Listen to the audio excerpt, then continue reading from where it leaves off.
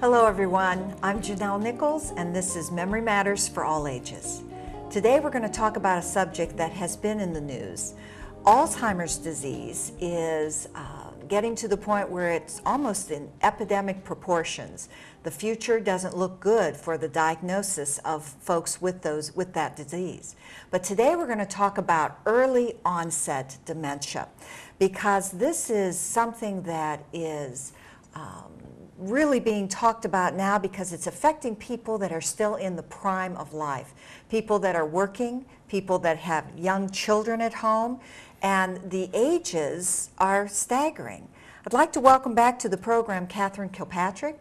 She is our resident expert on Memory Matters for All Ages. She is a speech-language pathologist. She also does private consultation with caregivers, be it professionals or family members, with working with folks with diagnosis of Alzheimer's disease or even dementia, early onset and such. Catherine, welcome back to the program. This topic is really in the news more because the numbers are staggering, and by numbers I mean the ages that people are being diagnosed with dementia. We don't think of it, and it's hard to, nail down to diagnose when you're having difficulties under the age of 60. Sure. And you were talking about the fact that so many of these people are still working and may have issues. They often have either children at home or their partner's working, not retired, and that's a whole different thing because there's so many resources for the older population, as you well know, with the work that you've done. But with this population, there's not as much. So, and it's interesting, at the early onset, and those are designated as those under 65 or 60 years of age that have been diagnosed, and the latest study said it afflicts about 200,000 Americans, or 5% of the estimated 4 million people diagnosed with Alzheimer's disease. So that is a pretty significant number. And here's some of the difficulties that can come up. And so you kind of wonder, we can all relate to this because we've had a bad day. And so is this something to be concerned about? Do I need to get an assessment? Okay, it could be that you just have trouble when you're doing too many tasks. Okay, how many of us can relate to that? Sure. New electronics are introduced. The frustration may start to show. I'm sure I've said a few unkind words to a few of my devices over a period of time. Exhaustion, because it seems like everything just takes you a lot more time in that thinking process. And we can all see this happening to us, but it seems to affect at another level. But how do you kind of pinpoint that? Lost even driving to familiar places. Well, I've zoned out and taken the wrong way to a certain direction, and not to minimize anything that these people are going through, but it's like, how do you know there's really something going on? Then you're having trouble with multitasking and things like that. And a big thing that I think helps to identify it for folks, their memory props and supports that they've been using for a long time do not seem to be as effective anymore. And I know, I keep revising mine because, I'll do something and it works for a while, then my situation changes, and I'm sure you end up doing that. So we kind of can problem solve our way through that. But some of the complaints I've heard from people that I've talked to and some of the things that I've read about, you just feel a little bit off balance with some of these things.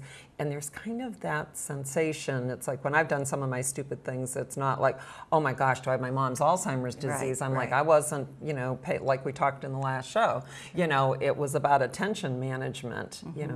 Time management would help too, but that's a whole other story. So I think those are some of the things, what do we look for? And then where do we go, from that point? So. Well, I think one thing that you have taught me through these programs and all the years I've known you is that once there is a diagnosis, that there is a need for planning and long-term planning. And you pointed out everyone's different.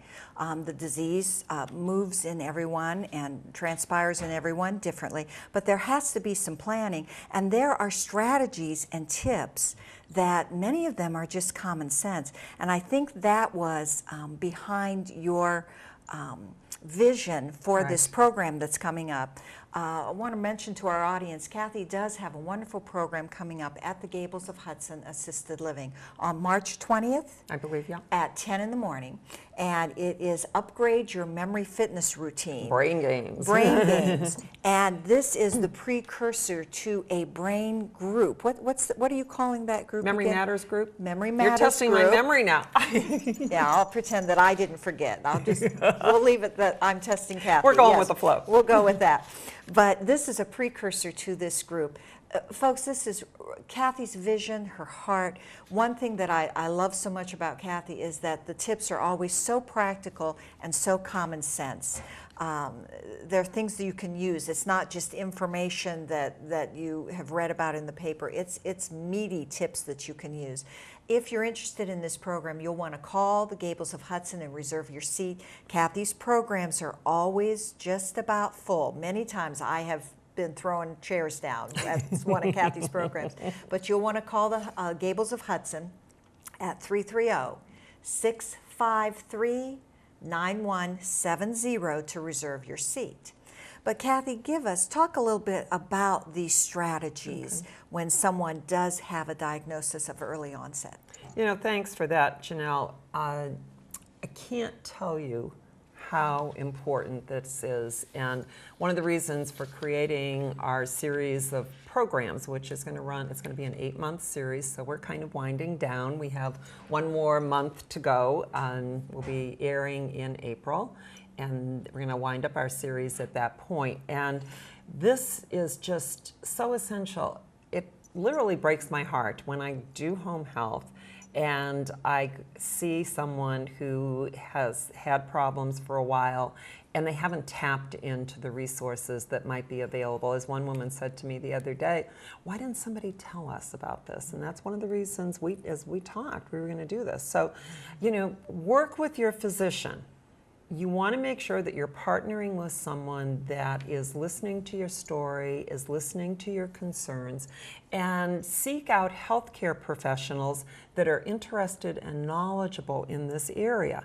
And again, speech-language pathologists can be a great assistance in these early stages, this early onset particularly, because it may be ways that you can kind of juggle what you're doing and modify what you're doing, and where we have the background and we have the expertise in the memory and the organizational skills. Second thing is, if you're still working or perhaps volunteering, see if they will work with you. Maybe revising some of the duties you have, maybe changing your schedule, maybe going to part-time, maybe coming in a little earlier to get some things done when there's not so many distractions, or perhaps looking into early retirement. These things are so, so key. Mm-hmm. And then, as we've talked about, Janelle, it's creating a consistent daily routine and getting rid of the distractions and the clutter. And that's kind of a way to, okay, this is how we're going to manage this day-to-day stuff, because it's very subtle in the beginning. And then here's another part, staying connected.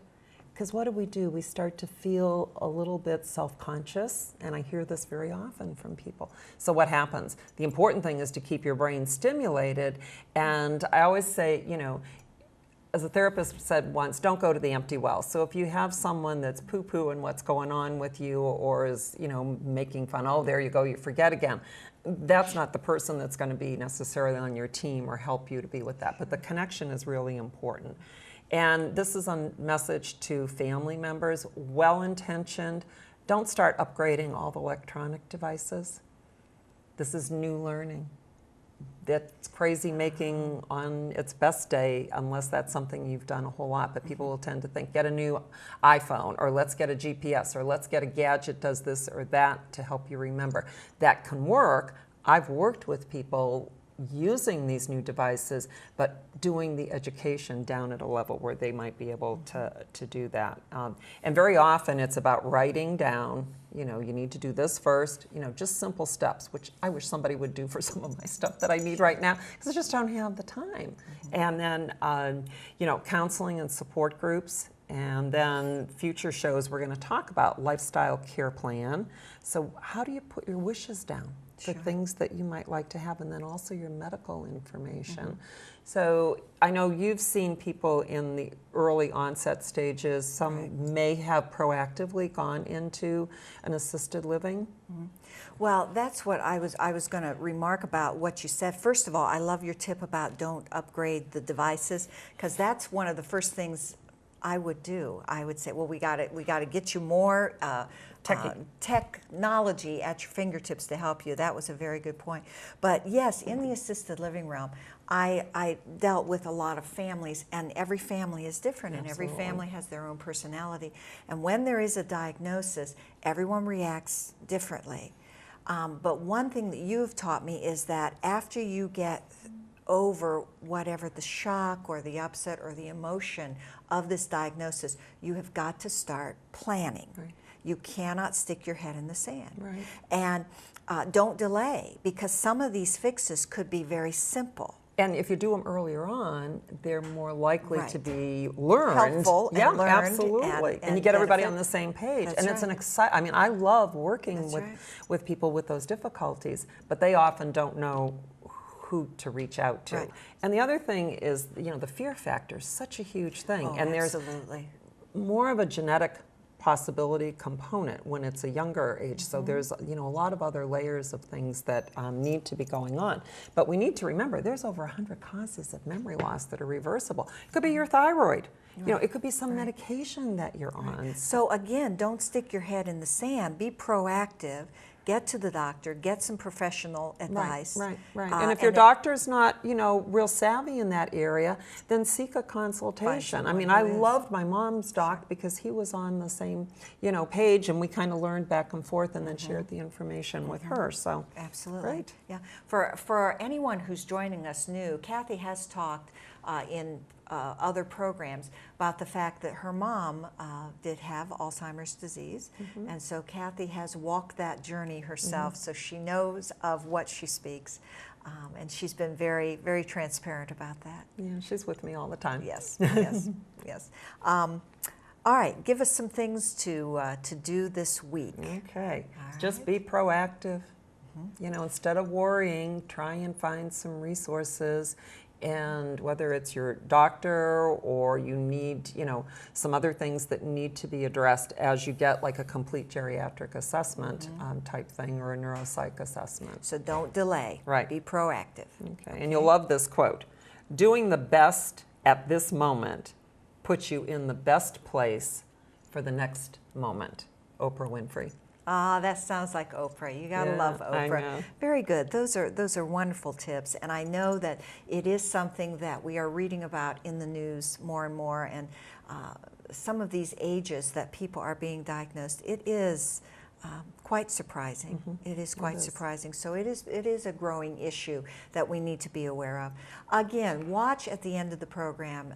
You'll see Kathy's information there, her website, her blog. I urge you to sign up for the blog. She writes that in conjunction with each weekly program, so you get even more detailed information there.